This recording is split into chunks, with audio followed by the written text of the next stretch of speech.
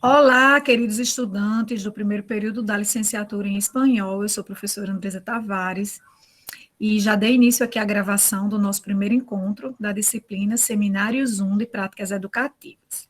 Esse componente curricular, como eu já falei aqui no momento de pré-gravação, é um componente apaixonante. Por que, professora Andresa, você está insistindo tanto com essa história de que esse negócio é apaixonante? Vou explicar agora. Porque é um componente que vai colocar vocês em contato com o trabalho do professor nos ambientes não escolares, né? Então, vocês vão estudar aqui muitas cadeiras, muitos componentes curriculares, para que vocês fiquem sagazes, safos, competentes para a docência na escola. E eu vou trabalhar com vocês, juntamente com meus colegas que vão me suceder no seminário 2, 3 e 4, para que vocês sejam profissionais competentes, caso a oportunidade de trabalho que aconteça seja no não escolar, né? Então, é uma disciplina apaixonante porque talvez vocês nunca pararam para pensar que lugar de professor fosse também em ambientes de aprendizagem que não são escola.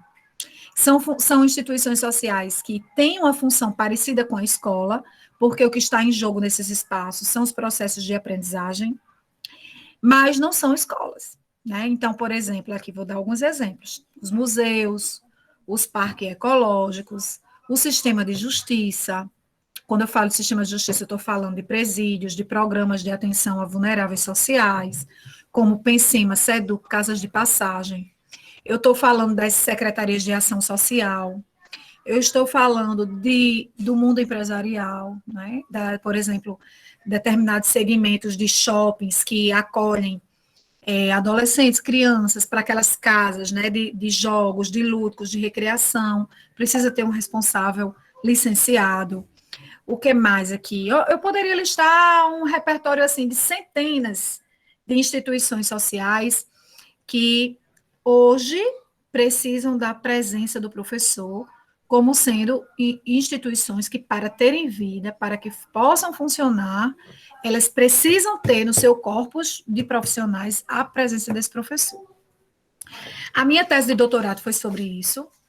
Eu concluí minha tese no ano de 2008, comecei a tese no ano de 2006, no ano em que o que se tornava a grande novidade era essa, né? Esse negócio do não escolar, do professor em espaços não escolares, ele começou a bater na porta das instituições que formam professores no ano de 2006, por meio de uma diretriz curricular destinada à formação dos professores, que dizia sobre isso, que era necessário que os cursos de licenciatura começassem a conversar com o professor sobre os espaços não escolares, de educação, mas não escolares.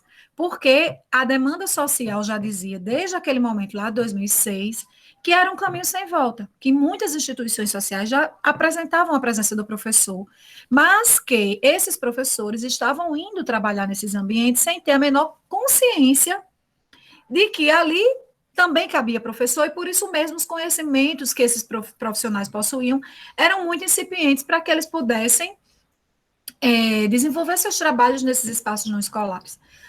Outro exemplo aqui de não escolar, as Forças Armadas, né? Sempre tem lá o edital, o concurso para o trabalho no não escolar. O ambiente clínico. Quem daqui nunca viu falar em psicopedagogos, né? O que são os psicopedagogos que fazem atendimento clínico ou institucional? São pessoas que terminaram o curso de licenciatura, que fizeram ali uma complementação curricular, com o curso de especialização em psicopedagogia, que vão trabalhar na saúde, com saúde mental, muito perto ali da função do psicólogo, né, mas que se preocupam com a questão da aprendizagem, diferentemente da psicologia, que é mais terapia e análise em relação às dilacerações psíquicas. Então, existe um universo grande, né, de oportunidades, museus, como eu já falei, aquários, como é o caso lá do aquário da Redinha, certamente tem um profissional da educação por trás daquela atividade, galerias de artes, exposições artísticas. Olha a professora Andresa aqui, que além de professora é jornalista, no jornalismo tem lá, né, muito fortemente a editoria de educação, que é uma editoria muito querida pelos canais de comunicação e que cada vez mais tem feito essa adesão, né, pela incorporação de professores no seu corpus. quando os professores não estão lá realmente para ajudar na escrita de texto, nas equipes de redação, esses professores eles estão como fontes, sendo pessoas que informam esses jornalistas, né? E que também têm essa função. Isso também é uma função social muito nobre. Então, se eu fosse conversar aqui com vocês sobre isso hoje, eu já estaria assim, eu já utilizaria o tempo da aula todinho falando para vocês sobre possibilidades de imersão do profissional, do trabalhador docente em espaços não escolares. É sobre isso que esse componente curricular trata, né? No 1 vai tratar sobre isso em alguns aspectos. No 2 já vai trazer essa pauta considerando outros aspectos. No 3 e no 4, mas sempre com essa preocupação de estar organizando o pensamento desse professor em formação inicial para compreender bem esse mundo do trabalho, que é a educação não escolar, estar sensível a essas possibilidades de imersão e saber o que fazer, né? O que é que está em jogo quando eu, professor, estou no não escolar.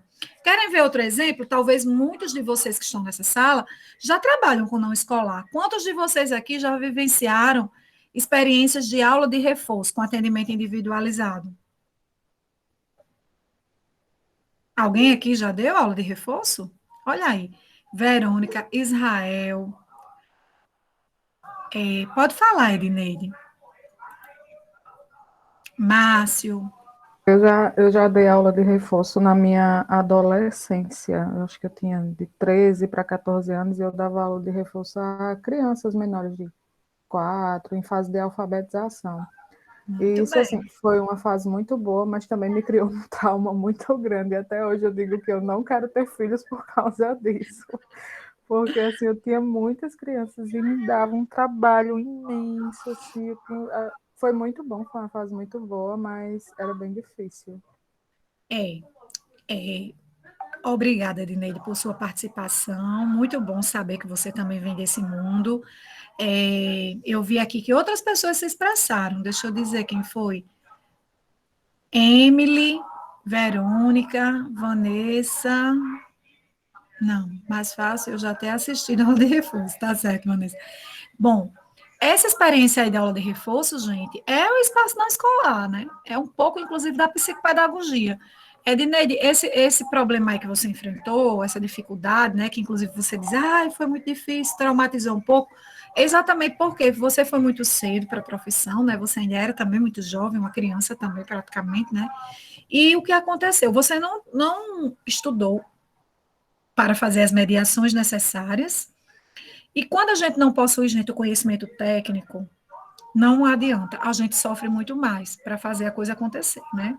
A gente vai por ensaio e erro, a gente experimenta isso, a gente vai para aquela outra. E a gente o tempo todo mentaliza quem? Os professores que a gente tem, né? Tenta copiar aqueles professores que a gente teve que deu certo com a gente. Isso é muito válido, viu? Não estou dizendo para jogar isso fora, não. Sendo que aqui no curso de graduação, né, que vocês estão fazendo de licenciatura, vocês vão aprender a utilizar técnicas muito mais direcionadas, exatamente para fazer com que esses atropelos, né, essa falta de segurança, dessa ambiência de aprendizagem que um professor precisa criar para que, de fato, ele consiga êxito na aprendizagem, esses conhecimentos a gente só adquire, gente, com curso de licenciatura. Por mais que a gente precise ganhar dinheiro antes, né? A gente seja bom em uma matéria, vamos dizer assim. Eu sou bom em matemática, então vou dar aula de matemática. Sou boa em espanhol, vou dar aula em espanhol. Você pode dar e ganhar seu dinheiro, mas fique sabendo que você vai ralar muito mais, porque você não dispõe dos conhecimentos técnicos, do ponto de vista do gasto energético, eu estou falando, do que quando você se diplomar.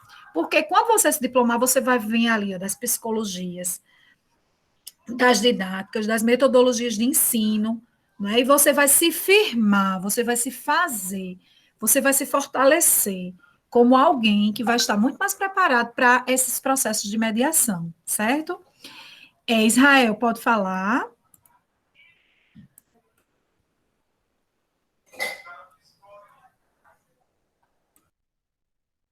Oi, professora, boa noite. Boa noite a todos. Já tive experiências, inclusive eu tive em outro estado e mesmo trabalhando em outras áreas, eu tinha uns colegas, um casal que era amigo meu, que eles tinham uma escola de reforço, inclusive. E aí eu sempre estava por lá, dando uma força, né, nas disciplinas que eu gostava, né, que eu achava que podia ajudar. E familiares que sempre recorrem a mim, não sei porquê, sempre recorrem a mim, me ajuda com isso, me ajuda com aquilo. Sempre quando eu estou por ali estudando, chega alguém, e é sempre muito bom, sempre que a gente pode, né? E isso aí que a senhora falou a respeito dos conhecimentos técnicos é muito importante, porque a vocação, né? Uma coisa é a gente ter a vocação que já é meio caminho andado, mas os conhecimentos técnicos que dão as armas necessárias para a gente ter ali o verdadeiro preparo, né? Aquele para operar no ofício. Essa faz toda a diferença. Isso, Israel. Muito bem, exatamente. Não vou negar a vocação, não vou negar o talento, não vou negar o dom, eu acredito em todas essas coisas, mas não basta nascer com essa energia, essa potência de energia para uma determinada área. É preciso reunir. Quando a gente consegue esse casamento, é perfeito. A potência biológica, genética, né, com o conhecimento técnico. Aí sim, você forma alguém com o corpus de conhecimento sólido o suficiente para você conseguir uma imersão profissional muito bacana. Como a gente também consegue o contrário. Vamos pensar aqui em Cristiano Ronaldo e Messi, né? Veja, Messi é aquele gênio, né, que já nasceu gênio, e que, portanto, a gente tem conhecimento dos clubes, né, que eles frequentam, que ele não treina tanto quanto Cristiano Ronaldo. Então, o Messi, ele nasceu com a vocação muito forte para o campo do esporte, por isso ele pode treinar menos, mas ele precisa treinar também para que ele seja um profissional com alto rendimento que ele é. O Cristiano Ronaldo nasceu com talento também, não dá para negar, né, gente? Mas a gente pode dizer que ele não nasceu com talento na mesma proporção do Messi. E a prova maior disso é a incidência do treino. Quem daqui acompanha futebol, estuda sobre esses profissionais, sabe que o Cristiano Ronaldo, ele leva tão a sério, né, essa coisa dessa disciplina do seu desenvolvimento do futebol, né, do jogador de alto rendimento, que ele fica exaustivamente horas, mesmo depois do treino, chutando para alcançar a perfeição. Então, veja, isso daí é um exemplo, né, de que mesmo a pessoa com a alta potência vocacionada, se ela não fizer a parte dela, no sentido de insistir, com o conhecimento técnico, com a imersão na área, ela pode ficar para trás, em detrimento daquele que não nasceu vocacionado, mas ele tem a disciplina. Ele vai atrás, ele corre, né? Ele vai atrás pelo interesse. E ele consegue ser soberano, né? Alguém falou aqui do Neymar. Pois é, o Neymar é um exemplo, né? Junto com o meio mundo de jogador brasileiro, que nasce extremamente vocacionado, com uma potência biológica muito forte para a área, mas onde é que eles esbarram? Nisso que a gente está falando aqui, na disciplina, né? De levar a história a sério. Né, de saber que treino é treino, que no treino tem uma relação de poder, que tem que obedecer o técnico, que tem que respeitar, que tem o outro que é mais maduro, que não sei o quê. Aí o cara chega com dinheiro para comprar os amigos do jogo que joga bola tudinho. E o pobre do técnico, que é um coitado, que se for comparado às relações materiais, é meio assim. Esse futebol é um mundo, né, que a gente, por mais que a gente consiga teorizar sobre ele, mas quem está na vivência daquilo ali é que sabe, né? Realmente é muito louco isso. É um mundo que envolve muito dinheiro, muita badalação, muita fama, né? Patrocínios, assim, muito esbanjadores, vamos dizer assim. E isso dificulta demais essas relações. Mas, de forma, assim, distanciada, né? Dá para a gente fazer essas relações e trazer aqui para vocês esses exemplos e pensar junto com vocês, né, sobre eles, no sentido de ilustrar o que a gente quer dizer, sobre isso que vai ser um dilema que vocês vão ouvir ao longo de todo o curso, não é só na minha aula, ao longo de todo o curso. E aí, a aprendizagem é um fator biológico? É um fator social? Ou é o meio do caminho, né, para a gente poder alcançar alta performance? Se a gente pode juntar o meio do caminho, é perfeito. Mas eu até digo também que mesmo que a pessoa não se sinta um sujeito vocacionado para uma determinada área, quando essa pessoa quer tem um interesse, vai atrás, busca, ele se torna, né?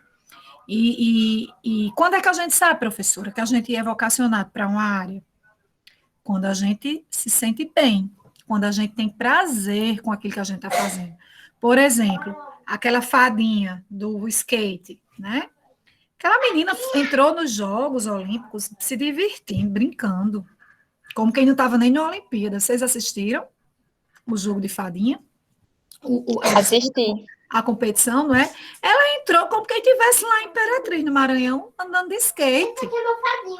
Por isso que eu vibrei tanto com aquela vitória dela, né? Eu disse, meu Deus, que criança linda, ela vivendo a infância dela por dentro dos Jogos Olímpicos, né? Então, aquilo ali é uma pessoa vocacionada, aquilo ali é a junção. Nasceu para aquilo, mas o treino, né? E ela nasceu tanto para aquilo, que estava expresso no prazer que ela sentia, que ela pode até treinar menos, que ela dá conta do recado, né? Agora, a gente já não pode dizer, estava assim, se divertindo muito. A gente já não pode dizer isso, né, de uma criatura que expressa a dor, o sofrimento por uma determinada situação, que precisa de horas de exaustão, de imersão, para poder se deparar com uma determinada vibe, né, e vencer aquela vibe. Ali, quando isso acontece, é fruto de esforço, muito mais do que de aptidão. Mas o ser humano é uma espécie assim tão fabulosa, né, tão maravilhosa, que nós podemos também desenvolver as aquisições, né, alcançar os desenvolvimentos que a gente almeja pelo esforço, mesmo sem ter aptidão. E esse diálogo que a gente está tendo aqui, gente, ele é muito importante para os professores do não escolar. Quem vai trabalhar no não escolar precisa entender isso, que todo mundo é capaz, né? Que todas as pessoas que transitam em uma galeria de arte, que todas as pessoas que transitam, que vão ao museu, né? Que vão a um instituto histórico-geográfico, como a gente vai ter aqui um momento com o Instituto Histórico-Geográfico do Rio Grande do Norte, as pessoas que participam de um parque ecológico, né? Essas pessoas, quando estão em contato com o não escolar, não existem aquelas que são os consumidores ideais daquele espaço e os consumidores não ideais daquele espaço, não. Todos os seres humanos são pessoas importantes para estarem circulando naqueles ambientes. Né? Precisa a gente ter essa ideia. Dentro da escola, a escola não é lugar para os iluminados, para os bem comportados. A escola é lugar para todas as pessoas. E o não escolar, com a presença do professor, é lugar para ser frequentado por todas as pessoas também. Agora, esse diálogo que a gente travou aqui, ele é importante, principalmente quando a gente pensa que aqui nessa sala, né, deve ter pessoas que têm super facilidade de aprender uma segunda língua. Quem daqui se acha, assim, bem, tem facilidade, pega no ar, pega no faro, ao ouvir, baixa 2, 3 aulas ali em contato com o idioma, já desenvolve, já desenrola. Acontece muito isso, né? E aí, por que acontece isso? Muitas vezes essas pessoas que vêm com esse talento, elas terminam se dedicando menos, no sentido das horas de estudo, do que aquelas que, para poder aprender a dizer, deixa eu ver aqui uma palavra em espanhol, meu Deus do céu, o evo. Vocês já sabem, né, o que é o evo? O que é o evo em espanhol? Eu não sei quase nada, viu? Porque eu tô no grupo desses que têm dificuldade, que reconhecem, e que, inclusive, eu faria essa licenciatura. Eu já disse a Mari, eu ainda vou entrar, porque é o único jeito de eu me obrigar a realmente, quando sobrar um tempinho na minha vida, eu vou me dedicar à licenciatura em espanhol, porque vai ser um jeito de eu me obrigar a estudar e aprender essa segunda língua, que eu acho tão linda, tão sensual, tão chique, né? É a segunda língua mais falada no planeta, e eu costumo até dizer que hoje é uma língua que está muito mais em expansão do que o inglês. Porque onde você chega na Europa, independentemente do idioma que está em jogo ali, as pessoas, você vai conseguir interagir com os vendedores de loja, com as pessoas dos aeroportos, com os painéis eletrônicos, hablando em espanhol. Pois não, Israel?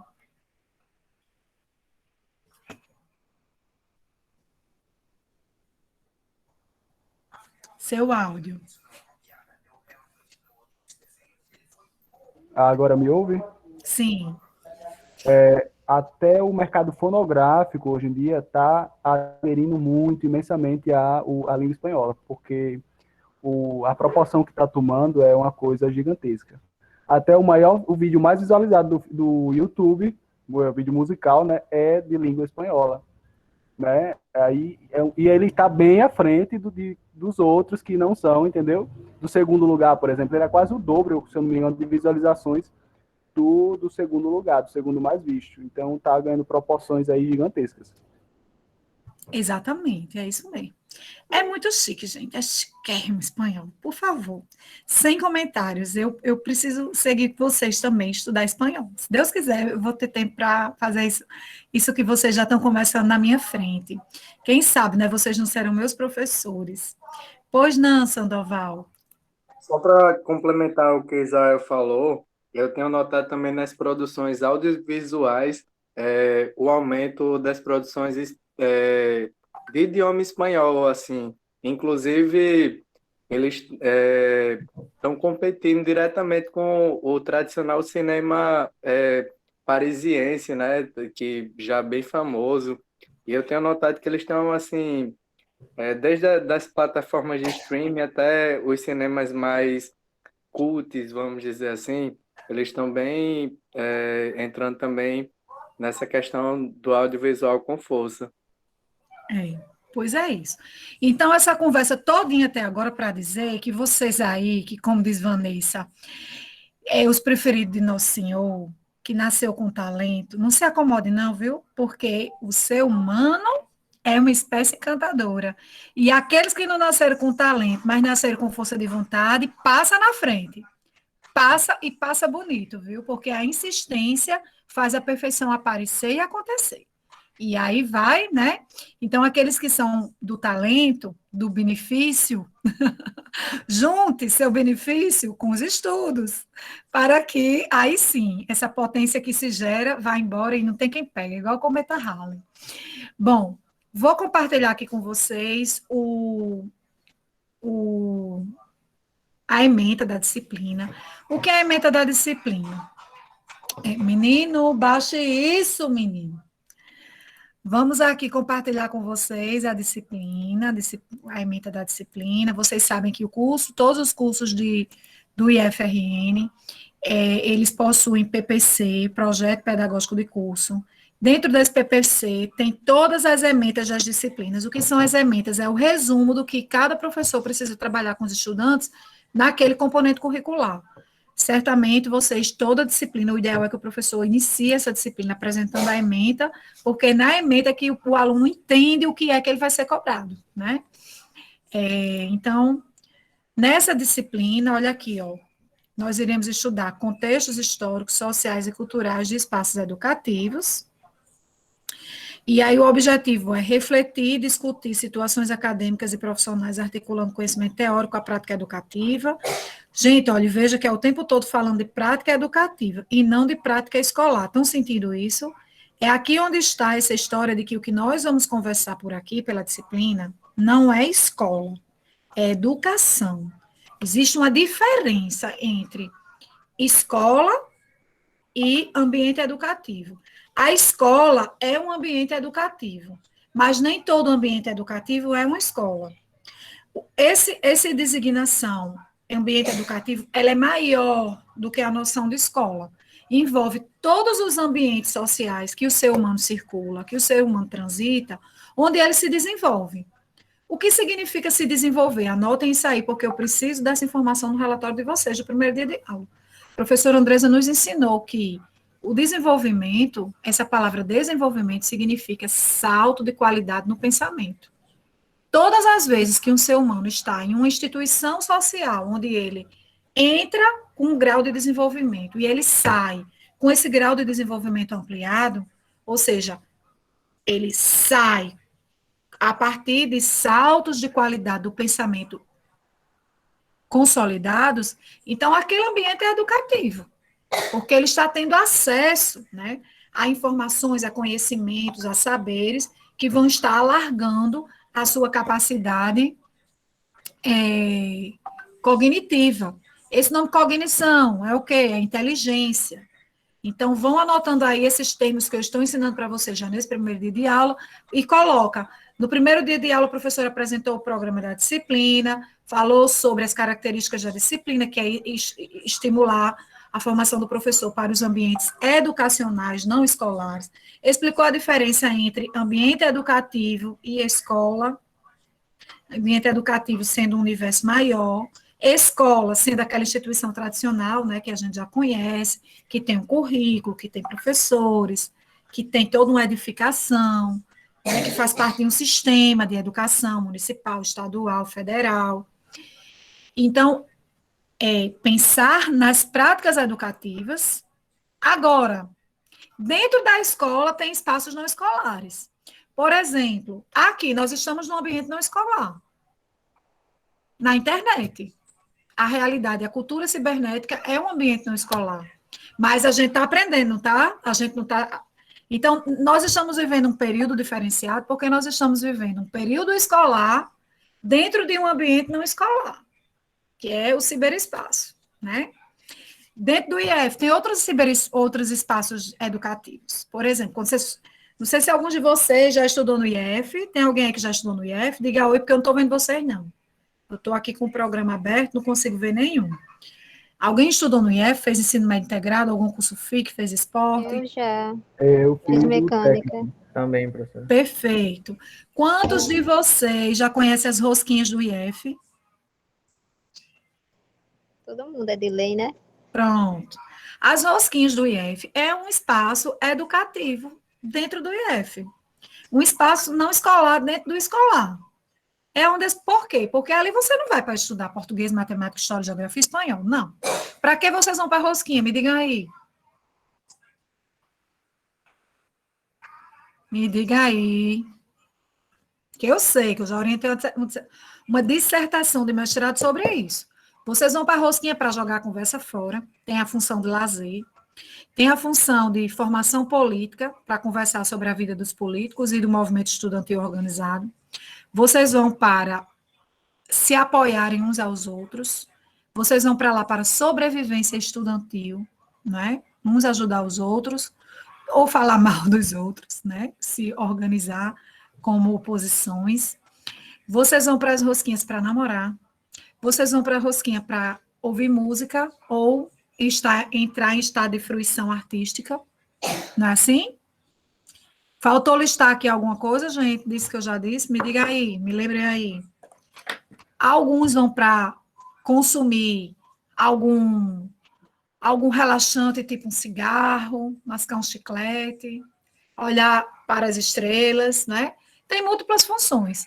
E todas essas funções são importantes, seja para ficar ali no pequeno ócio, ter um momento só para si, respirar aquele vento, né? Os passarinhos, as borboletas, seja para encontrar com um amigo, seja para ver o professor Arnóbio, que agora ele não está mais lá não, né?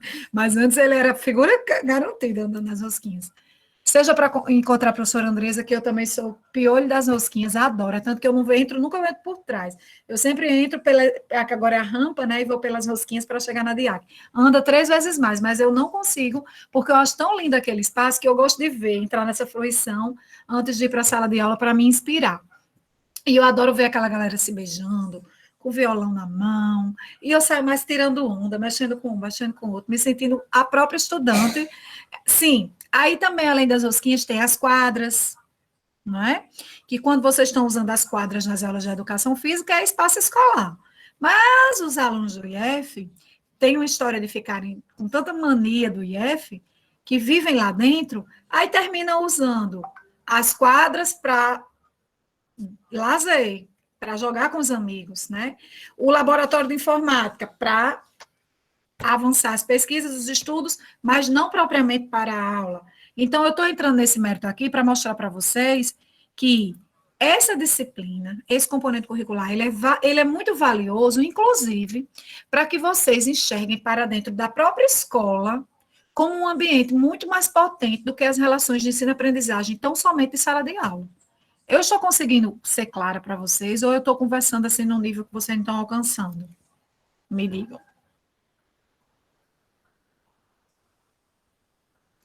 Para mim está sendo bem clara, professora.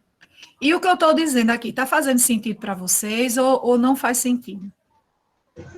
Tá sim, professora. Já tá anotando algumas coisas que é para lembrar depois. Certo. Alguém está sentindo dúvida? Gostaria que eu dissesse com outras palavras? Se eu continuar desse jeito, tá ok, dá certo?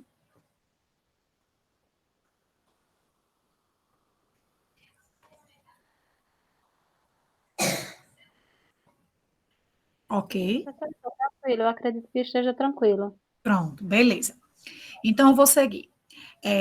Então, tendo como eixo temático contexto histórico, olha aqui, ó, o não escolar, ele também tem esse capricho, né, de colocar esses educadores. Ah, tem uma questão.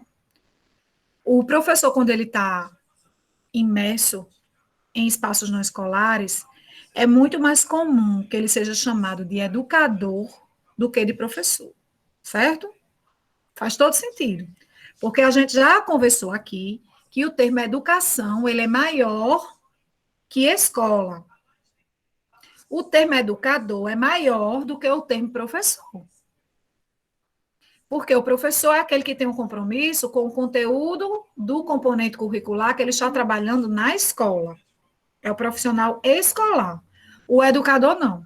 Ele pode estar relacionado a um conteúdo específico de uma ambiência, mas ele vai além daquilo. Ele faz conexões interdisciplinares. O movimento do pensamento interdisciplinar é algo muito forte no trabalho do educador, né? Então, essa pessoa que está no não escolar, muito provavelmente, ele vai ser chamado de educador. Os próprios concursos públicos, quando eles são abertos, para incorporar professor nesses ambientes, por exemplo, o Tribunal de Justiça acabou de abrir vaga. O edital, eu não sei nem se já passou. Eu vou ter até que passar. Eu recebi, foi o gabinete de um desembargador, mandou, eu dei uma olhada nesse edital e devolvi para que fosse publicado. E qual é o objetivo desse edital? Selecionar professores para o Tribunal de Justiça, para, na vara do eleitoral, entender se determinados candidatos a vereador, prefeito, isso, aquilo, outro, são ou não são analfabetos, porque você sabe que uma pessoa analfabeta, pela Constituição Federal, não pode concorrer como candidato a um pleito, né? Vocês sabem disso. Aí, quem é que vai aferir se essa pessoa realmente é analfabeta ou não é? Quem é que tem que ser para isso? Um professor, né? Alguém diplomado em licenciatura. Mas ele vai trabalhar numa sala de aula? Não, ele vai ser um técnico, um grafotécnico, que vai trabalhar lá no sistema de justiça, para poder fazer aquele órgão fluir, funcionar, né? E por aí vai, gente, funções afora, né? Os próprios espaços de idioma, né, as casas de idioma, que não são propriamente escolas, né, são ambientes de aprendizagem escolares, eles se aproximam muito da dinâmica da escola, mas não é uma escola propriamente dita com seu ritual, né, as casas de idioma, de segunda língua, de terceira língua, etc., são ambientes que têm muito do não escolar também por dentro dele, né, o professor precisa entender de alguns movimentos, para ele, inclusive, conseguir fascinar, encantar o aluno, para ele ficar ali, né, o seu cliente, o seu consumidor, de uma forma muito mais empolgante do que o professor da escola, principalmente quando é criança, quando é adolescente, que não entende bem esses movimentos. Bom, compreender, sim, aí vamos lá, a questão da história, da sociedade, da cultura, galerinha, a gente vai estudar muito, a gente vai estudar sobre arte, a gente vai ver que é essencial a gente saber arte, né, a gente vai ter uma noite só para arte, e aí a gente vai entender por que é que o ser humano precisa de arte, né, para viver. Como é que a gente observa uma obra de arte, analisa. Isso porque a cultura e a arte vão ser um dos conteúdos que muito fortemente vai cair na malha fina desse profissional que vai trabalhar no não escolar. Seja no campo do museu, seja no campo do parque ecológico, né, como o Parque das Dunas, como esse aqui perto de minha casa, esse que tem o mirante de Natal, agora me fugiu o nome, que começa aqui na Prudente e vai até a Cidade Nova. Parque Natal, Parque da Cidade, é um nomezinho assim. Parque da Cidade. Pronto, Parque da Cidade. Então, esse também, né, um exemplo. O próprio IF, gente. é cheio de galeria de arte. Se você sobe pela rampa, lá na frente você vai ver expressões de arte de Dorian Gray, expressões de arte de Newton Navarro, que foram potiguares. Se você vem pela rampa externa, você vai ver Andrew Sharp. A gente vai conversar sobre esses nomes, vocês têm que ter esse repertório, porque muito provavelmente um educador, um professor no não escolar, ele vai ter que lidar com esses diálogos, né?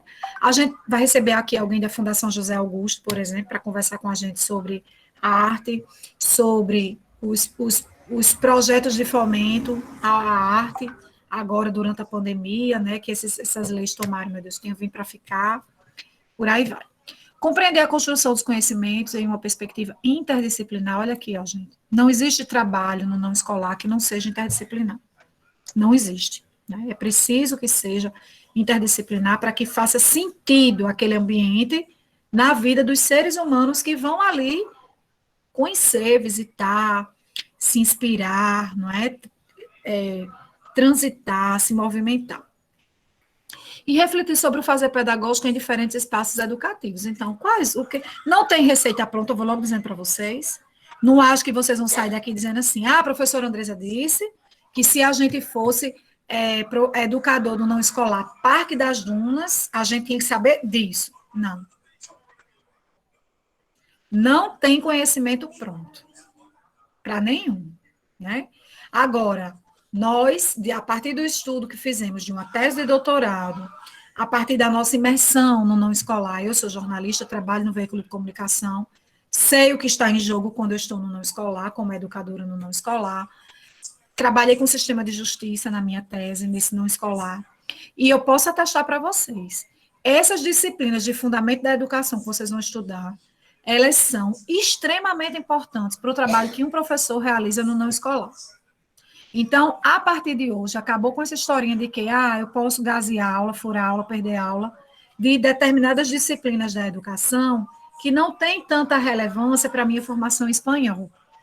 Porque se vocês fizerem isso, o que é que vai acontecer? Vocês vão estar sabotando uma parte extremamente importante do currículo de vocês, que são os conhecimentos que vão dar repertório para vocês, para que vocês sejam bem-sucedidos, caso o trabalho que vocês realizem seja no espaço não escolar, tá bom? Gente, eu vou agora, porque o tempo já esgotou, é rapidinho, viu? Eu disse a vocês que era apaixonante, por isso que vocês não estão pedindo para ir embora.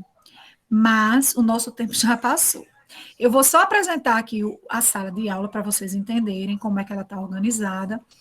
Na sequência, eu não faço chamada, eu não vou estar perdendo tempo na minha vida, nem para estar depois olhando lista de frequência, quem veio, quem faltou. Não vou fazer isso. Nem vou fazer aqui ao vivo, porque a minha corda vocal eu prefiro gastar compartilhando o que eu sei do que estar fazendo chamada. Está em vocês. Autonomia, jovens conscientes. E que eu tenho certeza que vão estar presentes na aula, porque vocês já entenderam que esse é um componente extremamente importante, né? Então, vocês não vão faltar, vocês vão vir sozinhos, né, com a própria mãozinha entrando no Google Sala de Aula, acessando. Eu espero que essa sala de aula é fixa, é permanente. Vocês conseguem entrar no G Sala de Aula, no tópico das atividades, além de entrar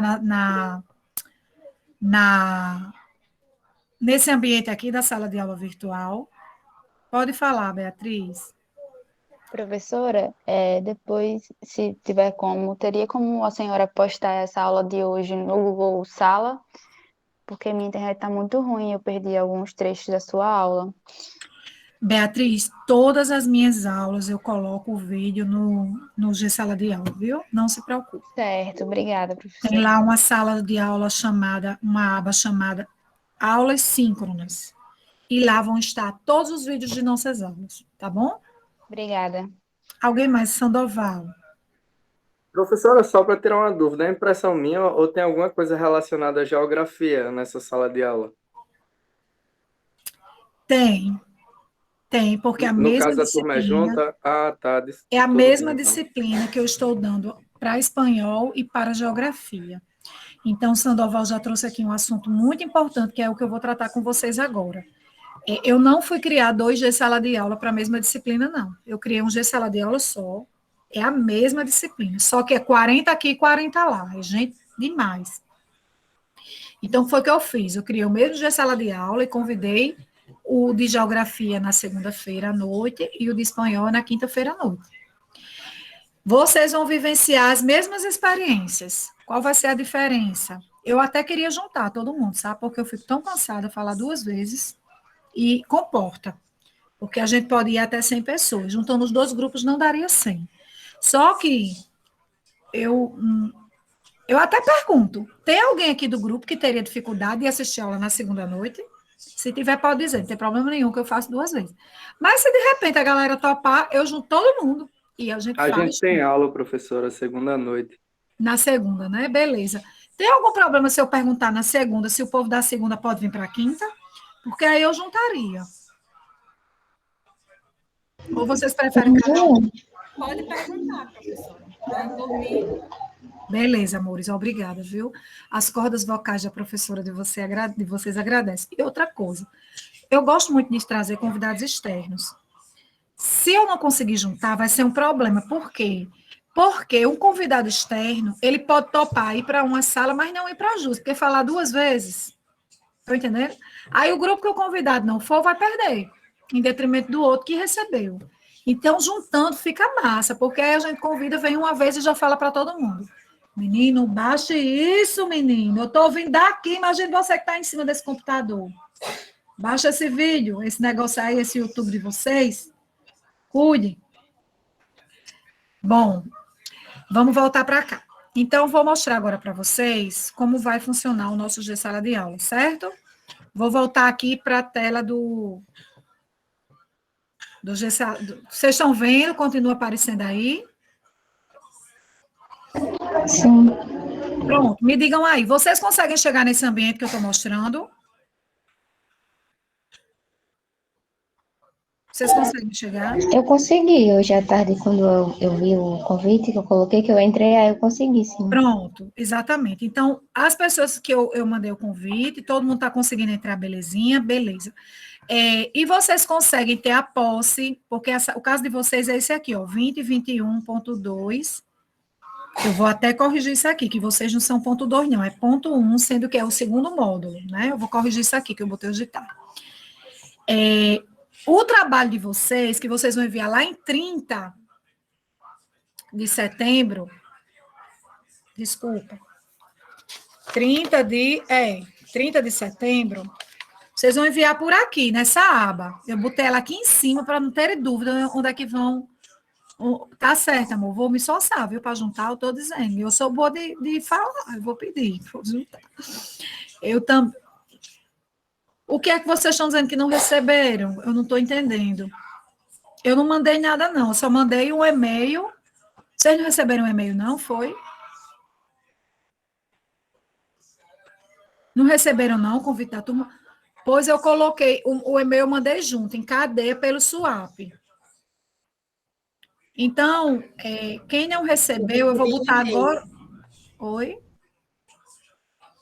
Kézia, eu vou botar agora aqui no chat, certo? O link de acesso. Como foi que vocês conseguiram? Vocês falaram com a coordenação do curso, foi? Que eu mandei para as coordenadoras também. Não, no meu chegou o e-mail, que a senhora tinha enviado, o nome, a tarde. Aí eu coloquei o código e entrei, mas colocaram também no grupo, a coordenadora colocou. Pronto, foi, porque eu tive o cuidado de tanto mandar para a Mari, como mandar para a Lian, tá? Ó, sala criada, o endereço é esse, manda essa galera entrar. Aí eu acredito que elas devem ter enviado. Então, com o código da turma, vocês entram. Posso seguir? Todo mundo está assistido? Tá, né? Beleza. Peço a vocês que ajudem os amiguinhos que não estão conseguindo. Digam para eles como funciona. Até porque eu também não sei muito, não, como é que funciona estando aí, do lado de vocês, porque eu só opero com a plataforma como professora. Aí essa coisa de como colocar um código não sei onde, eu não sei. Porque eu precisaria estar como aluna para entender o que aparece. Por isso que a melhor forma é vocês se apoiarem, um ajudando o outro, tá certo? Então, quem tiver com dificuldade, coloca no grupinho de estudantes e a professora, ou melhor, os mais maduros que já conseguiram vencer o processo, vão ajudar os outros coleguinhas, tá bom? Então, gente, vamos agora para a sala de aula. Vamos lá. Eu vou começar de baixo para cima, certo? De baixo para cima. A aba mais importante para vocês é essa aqui, ó. Deixa eu editar isso aqui. Renomear. 2021.1. Deixa eu renomear logo esse outro aqui também. Pelo amor de Nossa Senhora Aparecida, que nenhum trabalho de vocês apareça, quando for entregar, dentro dessa aba aqui, porque essa aba aqui é da geografia. Estão vendo aqui, geografia? Esse G aqui é de geografia. A de vocês é essa aqui, ó, de espanhol. Essa mesma observação eu vou fazer segunda-feira para o menino de geografia. Que eles não mandem nesse de baixo, que o canto deles é aqui em cima. Tá certo? Essas abas aqui vão estar disponíveis para a entrega dos trabalhos até às 23 horas e 59 minutos do dia 30 de setembro. Para vocês já tá computando o tempo. Não é para entregar, não está no tempo de entregar. Vocês vão construindo isso paulatinamente, ó, devagarzinho e guardando numa pastinha no computador de vocês. Quando fechar todas as aulas, no caso, a última aula que nós vamos ter é no dia... Pronto, no próprio dia 30 de setembro. Então, quando for no dia 23, eu digo para vocês se o último conferencista foi no dia 23 ou se vai ser no dia 30, para vocês já encerrarem o relatório e colocar, certo? Então, entenderam, né? Até aqui, essa aba não pertence à turma de vocês. Essa aba pertence, e tudo dessa aba para baixo pertence à sala de vocês. Agora eu vou descer lá para baixo para começar de baixo para cima para vocês entenderem. Professora, rapidinho, só uma sugestão, porque aconteceu muito com uma disciplina que a gente pagou no primeiro módulo, que foi informática. Só uma sugestão mesmo, para você colocar o nome do curso antes, porque como a maioria dos alunos acessam pelo celular, aí às vezes não aparece aquele nome inteiro. Então, muita gente acabou enviando, ele dividiu em matutino e noturno, e muita gente acabava enviando para os dois, entendeu? Fica a sugestão. Com certeza, já acolhi sua ideia. Pronto, melhorou? Aí o juiz da gente dá um nó. Pronto, né? Isso, obrigado, professora. Eu que agradeço. Quando vocês forem entender essas colaborações, podem dizer que a gente acolhe na hora. Bom, então, ó, de baixo para cima. A aula de hoje a gente deu conta disso aqui, ó. Eu falei do programa da disciplina. Quando vocês entrarem aqui, vocês vão receber aqui o programa por inteiro. Vocês vão receber também o guia do ensino remoto. Isso aqui, gente, é um documento criado pelas pedagogas do IFRN para orientar os estudantes no período remoto. Não sei se algum professor já compartilhou esse material, é pequenininho, 9 páginas, tem bastante figuras. Eu acho que vale super a pena ler, até porque vocês vão ser professores. Quando vocês forem estar aqui no nosso lugar, o online vai continuar, não vai acabar. E é muito importante a gente saber o que está em jogo quando nós estamos em situação de aula online. Então, dê uma olhadinha nele, ele tem uma proposta pedagógica bem interessante, e deem conta de conversar sobre isso aqui, ó, o programa da disciplina e o guia do ensino remoto, na escrita sobre o primeiro dia de aula. Menino, baixe isso, menino. Você vai ficar com... Olha, vocês vão perder, vocês vão ficar crianças com perda auditiva muito cedo, sabia? Pelo amor de Deus. Aula, vocês também escutam aí na casa de vocês esse negócio? Baixe isso, menino. Acho que vocês escutam, né? Quem tem irmão mais novo. Essa segunda aba, gente, se chama Fundamentação Teórica. Eu poderia chamar essa aba de Biblioteca da Disciplina. Aqui vão estar textos que a gente julga importante que vocês conheçam, né? Então, ó, comunicação, mídias, arte, trabalho, gênero, raça, identidade, feminismo, deficiência, que são temas muito caros, muito necessários aos professores em situação de de espaços não escolares, né? Eu vou, inclusive, acrescentar aqui a minha tese também, porque é um repertório teórico que vai ajudá-los. Ai, minha Nossa Senhora, eu toquei, agora como é que eu volto? Pronto. Essa terceira aba aqui se chama Fundamentação Teórica Complementar. Ora, tá na cara que é a retomada dessa, então vão ser textos, né, materiais, complementares, ou seja, para além. Vamos ver o que é que tem aqui. Tá aqui, ó. São alguns materiais que foram produzidos pelos amiguinhos de vocês, quando eu fui professora desse componente curricular, no tempo presencial, ou seja, antes da pandemia. Então, vejam, é trabalho sobre a Galeria de Arte do IFRN, sobre o carnaval. O carnaval, vocês acham que naquelas escolas de samba não tem professor, não, ali para cuidar dos enredos, né, dos blocos? Tem professor.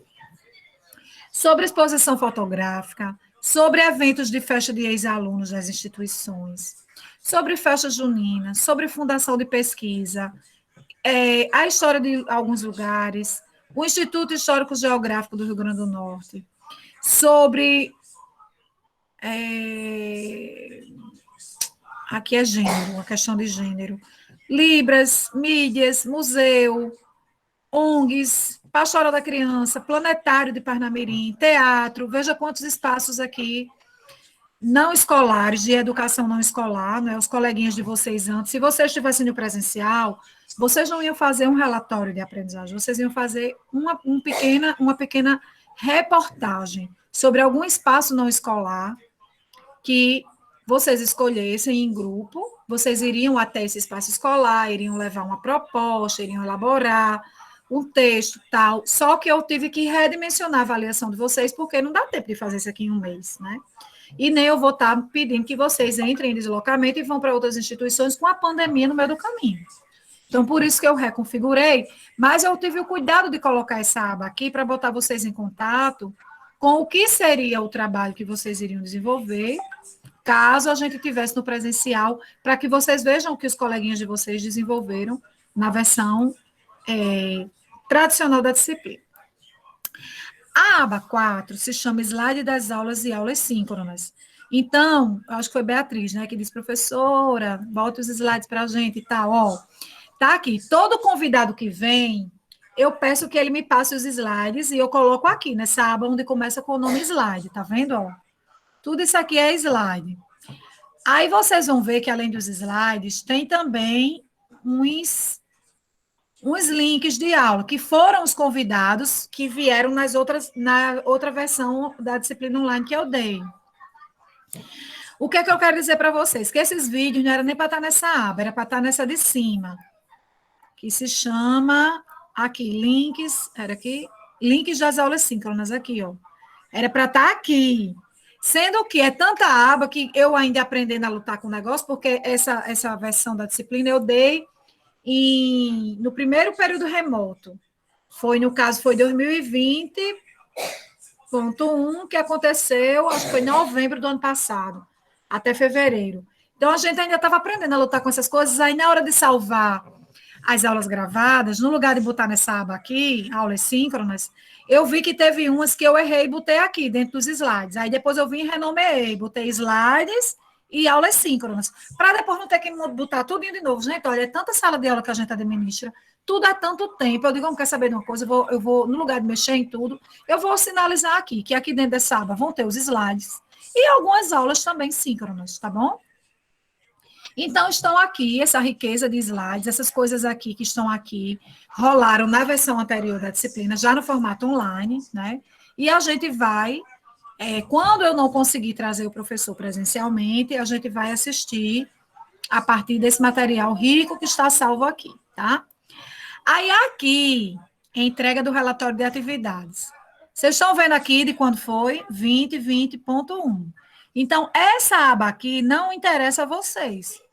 Por quê? E interessa, porque se eu fosse vocês, eu passaria aqui e iria ler, escolher, tem 23 trabalhos, 12 trabalhos entregues. Então, aqui, vão ter 20 alternativas de trabalho que vocês podem estar verificando que corresponde exatamente ao trabalho que foi designado para vocês estudarem. Então, aqui, os trabalhinhos que os amiguinhos de vocês, na outra versão online, entregaram. Vejam a diferença. Essa daqui, Fundamentação Teórica Complementar, são os trabalhos que os alunos entregaram na versão presencial da disciplina. Já nessa aba aqui, atividade avaliativa, foi o trabalho que os amiguinhos de vocês entregaram na versão online. Depois eu vou vir aqui e vou renomear essas duas pastas para vocês entenderem melhor, tá certo? Aí aqui vem links sobre educação com Andresa Tavares. Então, aqui são links de minhas produções acadêmicas que complementam a formação de vocês, muito direcionada para o não escolar em comunicação social, em jornalismo, certo? Aí aqui vem link de aulas síncronas, é a continuidade dos links das aulas, que eu era para ter botado tudinho aqui, mas terminou que eu me confundi e botei um pouquinho aqui, um pouquinho lá. Eu vou criar... Alisson, Alec, baixe isso, meu filho, pelo amor de Deus. Não é possível que você não esteja com o do ouvido doendo, porque eu estou daqui, eu estou ouvindo o meu ouvido doendo. Bom, vocês vão dizer isso, né? Tudo morrendo de rir aí. Vão dizer, a professora também dava aula com um bocado de menino ruim, dando trabalho, é isso mesmo. E o pior é que a gente não pode nem levar o tom da voz, né? Tem que falar com a didática, porque senão a gente, no lugar de resolver o problema, cria outro. Mas sem perder a firmeza. Bom, então, gente, essa aba aqui, ela é complementar, não é? Aí vem as aulas síncronas, eu vou até colocar aqui também, que foram aulas síncronas de 2020.1. Eu não vou botar, sabe por quê? Porque possa ser que a gente precise recorrer a alguma dessas aulas, caso algum convidado que a gente chame não possa vir. Principalmente se eu não conseguir juntar os grupos. Aí vocês não vão assistir o convidado em tempo real, a gente vai ter que ativar o vídeo. Então, é melhor eu deixar assim, porque aí eu vou, com o tempo eu vou ver qual a melhor forma de posicionar em qual, se é criar outra aba ou renomear essa, certo? Deixa eu sentir depois de segunda, quando eu estiver com a outra turma, aí eu defino como eu vou fazer aqui. O importante é que vocês tenham a compreensão de como é que a sala de aula de vocês está organizada. E que, modéstia à parte, está bem organizada, né? Só era necessário fazer essa conectividade com vocês para que vocês entendessem a minha trilha de raciocínio. Aí vem a aba que eu disse que é a mais importante, que é a aba de vocês colocarem as atividades de vocês. Pronto. Professor Andrés, é preciso a gente ler estudinho, estudar estudinho? Não, eu já disse que não. É preciso que vocês estejam aqui toda quinta-feira à noite, no nosso encontro marcado e agendado, para que vocês acionem os conhecimentos que são essenciais, que vocês saiam desse componente curricular com eles, tá bom? Bom, o que eu tinha programado para a noite de hoje era isso. Estou muito feliz porque a gente conseguiu se encontrar no primeiro dia do período. Poderia ser que a gente não conseguisse, porque era uma turma grande, né? Eu fiquei com muito medo de mandar um e-mail e nem todo mundo vê, mas pela presença aqui nesse grupo tão gigantesco, é porque realmente vocês são atenciosos e tiveram cuidado de olhar direitinho o e-mail, né? E quando não viram o e-mail, foram para o grupo de WhatsApp e conseguiram estar conosco aqui presentes. Eu estou muito feliz, obrigada pela presença. Espero que vocês tenham ficado contagiados, né, pela proposta do nosso componente curricular, tá bom? Vou concluir a gravação.